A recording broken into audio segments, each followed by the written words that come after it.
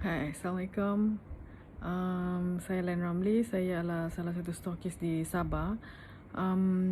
Saya membantu wanita-wanita di Sabah ni untuk cantik dengan makeup mesra wuduk daripada Nuraisa. Makeup mesra wuduk halal dan mudah ditanggalkan. Okay. So apa khabar hari ni? Sehat? Sorry lah tudung ni. Tahu lah ni stay at home je kan. Makeup pun tiada makeup langsung ni, okay? Hanya pakai lipstick je ni. Okay, saya mau cerita sikit. Mau dengar cerita tak? Okay, mau cerita pasal itu Miracle Coco Slim lah. Miracle Coco Slim, okay? Saya ni dulu masa saya masih bujang-bujang, saya ni agak kurus, okay? Sebelum saya kahwin, saya agak kurus. Berat saya dalam 49 lah macam tu. 49 sebelum saya nikah. Lepas tu, selepas saya bernikah, saya kahwin dan saya ada anak satu. Naiklah berat badan saya, naik 10 kilo naik. Semasa mengandung tu naik badan saya 20 kilo. Tak tahu kamu macam mana, kamu naikkan tak badan kamu? Lepas tu tapi just lah sikit. Tapi kan orang bilang sebab masih muda kali kan. Sebab saya kahwin muda, 20 berapa, 23, 24 gitu kahwin sudah saya. Sudah habis belajar dan saya terus kahwin. Lepas tu senang, tapi senang mau turun. Selepas saya beranak tu kan, lepas saya beranak 10 kilo dia hilang je terus. Okay? Jadi senang mau kasih turun lah. Cuma diet sikit je terus turun. Mungkin masih muda kan. Lepas tu lighting tak berapa terang ni, tak berapa cantik. Tak apalah, makeup pun tiada. Lepas tu saya dapat balik berat badan saya. Tapi taklah terlampau ringan, macam 57, 55 begitu berat saya selepas saya beranak anak pertama tu. Lepas tu saya mengandung lagi. Ini kita cerita pasal berat je ni ya. Lepas tu saya mengandung anak kedua. Bila saya mengandung anak kedua tu berat saya naik lah, of course kan. Saya ni jenis mengandung, saya memang cepat naik saya punya badan. Perut memang sangat besar, tak payah mau cakap, memang besar sangat. Jadi naiklah badan tu, naik sampai berapa tu sampai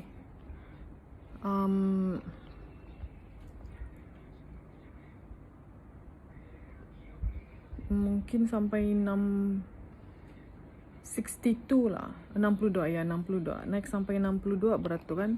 Berat saya naik sampai 62. Lepas tu saya diet je, saya berpantang macam biasa. Turun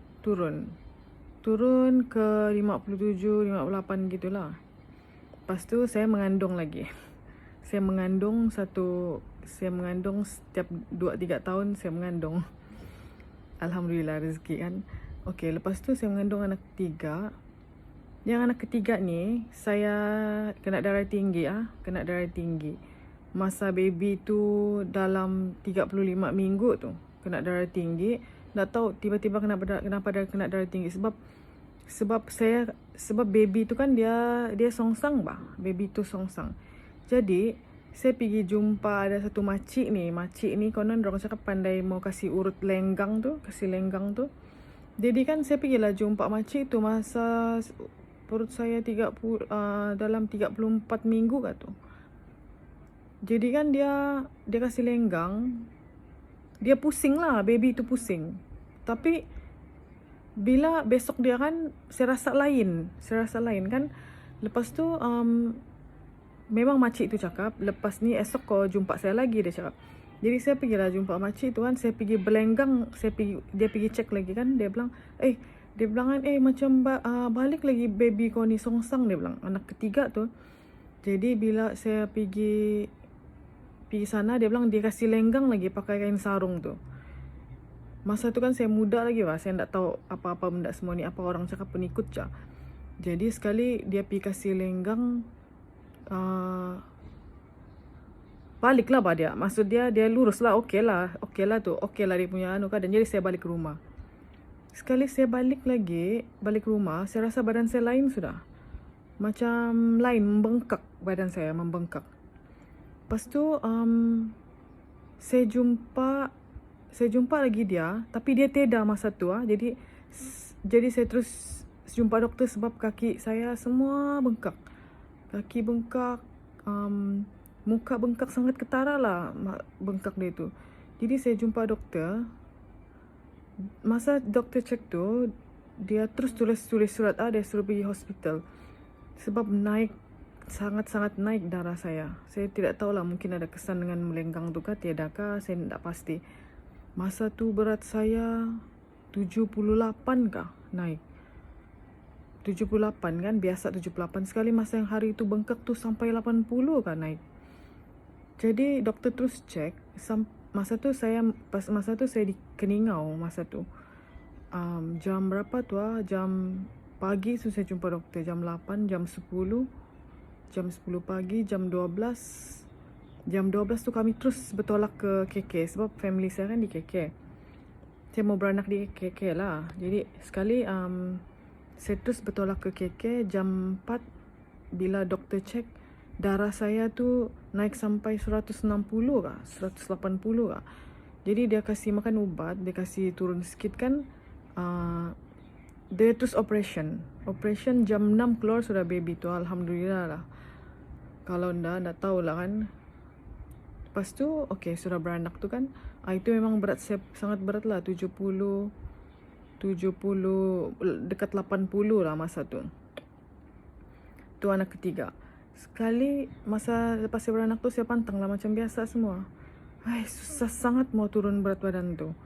Dia turun macam masa pantang tu kan sampai tak dapat makan kan. Dia turun sampai 70, dia turun 8 kilo lah, macam 72. Saya tak berapa sure lah exactly dia punya berat tapi begitulah dalam agak dia tu.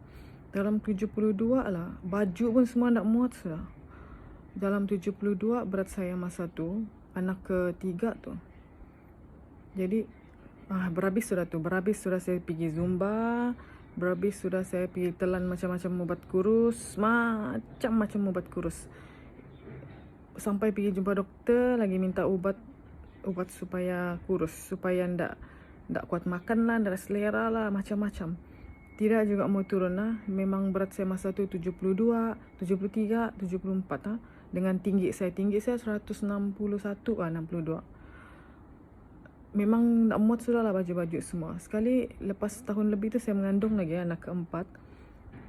Itu memang membesar bagai Johan lah. Berat saya masa tu, berat masa anak keempat tu 91 sudah masa mengandung. Bayangkan beranak dia hilang 10 kilo je begitu. Anak keempat tu. Kelima saya mengandung lah anak kelima. Begitu juga, tapi 94 ni kali masa beranak. Lepas tu saya lama sudah ndak beranak kan, lama ndak beranak. Berhabislah sudah saya kasih kurus tu, saya makan ubat kurus lah, saya exercise lah, apalah semua kan. Tiap hari Zumba, pergi gym semua, okey. Turun sikit, pergi 80 lagi tu, 80, 81. Jadi selepas 80, 81, 75 lah paling rendah saya dapat kasih turun badan saya masa tu. Jadi lepas tu pas 5 tahun saya mengandung lagi anak yang ke-6, anak bungsu lah yang sekarang dia sudah 3 tahun. Jadi itu memang sangat menakutkan lah. Saya punya berat 96 kah berat saya masa saya beranak, 96 bayangkan. Dalam fikiran saya ni kan, biarlah nanti boleh juga boleh juga diet bila lagi kan, mau makan berhabis kan, masa mengandung je konon. Jadi 96 sudah saya beranak tu kan, turunlah dia, pergi 89, pergi 90. Jadi saya berhabis kasih kurus, saya pergi gym lah. Macam biasa lah, saya pergi zumba lah, saya tak makan lah, saya puasa lah semua, pun tak pandai kurus-kurus. Sekali tu saya ni kan sangat kuat makan lada. Kalau goreng telur tu kan mesti ada 10-20 biji lada, baru saya boleh makan tu. Jadi satu hari tu saya punya itu yang tempat keluar tai tu, dia terkeluar. Lepas tu pusat saya, dia ada terkeluar 1 biji lah. Bila saya makan lada, dia di bawah pun keluar, di pusat pun keluar, dan sangat sakit sangat sakit. Jadi ada satu hari tu dia macam ada guli keluar di pusat saya ni, saya tak tahan. Saya pergi hospital. Jadi doktor kasih masuk dalam ni, teropong pergi cek apa di dalam sana. Rupanya di dalam saya ni, usus saya ni, di pusat ni dia longgar sudah. Dia longgar, dan yang keluar di bontot tu kan, tu apa nama dia tu, yang keluar tu di bontot tu sepandai keluar darah tu ini di pusat ni dikasih ketat. Lepas tu saya memang tak makan lada sudah. Saya pantang habis sebab sangat sakit. Bila dia kasih masuk dalam sini kan, saya punya kerongkong pun bengkak habis.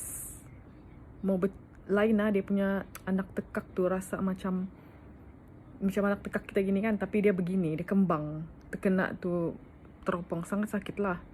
Jadi saya sangat serik, jadi saya tidak makan lada lagi, saya tidak mau. Dan bila saya nak makan lada, saya tiada selera sudah mau makan. Jadi cepat badan saya turun, tiada selera makan. Dan saya jumpa dengan dietitian untuk bagi saya advice macam mana cara pemakanan. Jadi saya follow itulah. Itu start tahun lalu saya buat. Saya nak tahan, sudah berat saya mau dekat 100 sudah masa tu. Jadi saya jumpa dengan pakar pemakanan. Dia advice lah apa mau makan, dan saya ikut. Mau kasih tahu kamu saya mau nangis mau ikut itu pakar pemakanan punya. Saya mau nangis sebab saya nak dapat makan. Tapi saya betul-betul mau kasih kecil badan